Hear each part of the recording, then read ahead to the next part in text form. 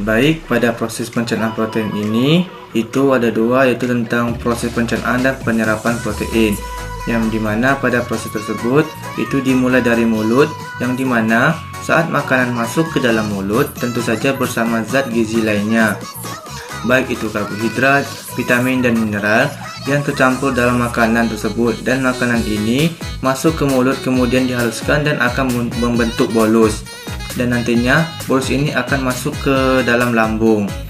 Dari lambung dimulailah pencernaan protein secara kimiawi, yang dimana di lambung ini pada saat protein masuk ke dalam lambung, maka lambung akan melepaskan asam klorida atau NaCl dan juga pepsinogen, yang dimana asam klorida ini akan membentuk perubahan pepsinogen menjadi pepsin dan juga akan membantu protein berubah menjadi peptida.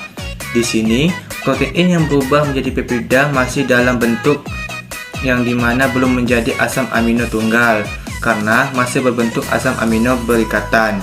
Jadi nantinya peptida saat sudah berubah bentuknya sederhana, dia akan masuk ke dalam usus halus.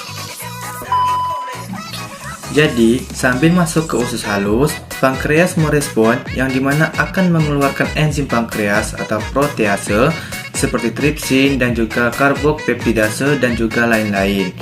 Di sini dengan bantuan pepsin dipeptida tadi akan diubah menjadi asam amino dan juga di usus halus, dan akan diubah juga menjadi asam amino. Bentuk akhir dari pencernaan dan penyerapan kimia pada protein adalah asam amino. Jadi di usus halus setelah menjadi asam amino itu akan masuk dan diedarkan ke seluruh tubuh dan termasuk ke dalam hati. Memang sebagian besar mayoritas sagis itu akan masuk ke hati, dan hati itu akan metabolisme karena ada beberapa sagis itu merupakan beberapa bersifat toksik atau racun, dan di hatilah diatur tersebut karena fungsi hati ini sendiri yaitu berfungsi untuk membersihkan racun di dalam tubuh. Nah, di sini asam amino yang sudah terbentuk itu akan diserap masuk ke dalam tubuh. Selanjutnya masuk ke dalam metabolisme. Dari metabolisme protein, sebenarnya ada beberapa sebagian yang kita bisa lihat bahwa bentuk metabolisme protein secara umum terdiri dari siklus urea dan juga metabolisme asam amino.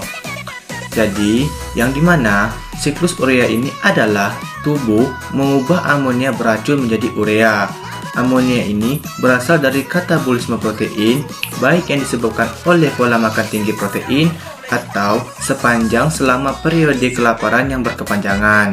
Sedangkan metabolisme asam amino ini yaitu yang mengacu pada jumlah semua reaksi kimia protein, yang dimana asam amino dipecah dan disintesis untuk proses ritual dalam tubuh. Metabolisme asam amino ini juga berfungsi yang digunakan dalam sintesis protein dan senyawa lain yang mengandung nitrogen seperti nukleotida dan hormon. Baik, pada pencernaan protein yang dihubungkan pada pompa natrium, kalium, atau potasium itu adalah yang dimana pada pompa natrium dan kalium ini adalah proses transportasi sel yang bertujuan untuk mempertahankan gradien elektrokimia sel, yang dimana untuk mekanisme kerja di pompa natrium kalium ini diawali dengan kerja enzim ATPase. Enzim ATPase ini memiliki aktivitas tinggi ion yang membuat protein dapat mengikat 3 ion natrium. Enzim ATPase ini juga kemudian menghidrolisis ATP menjadi energi.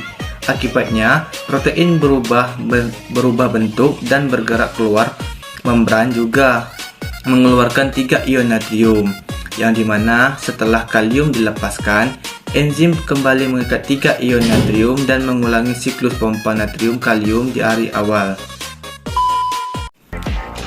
Baik, mungkin itu saja yang dapat saya jelaskan tentang proses pencernaan protein yang dimulai dari mulut, enzim yang terlibat, dan yang dihubungkan ke pompa sejeng potasium atau kalium.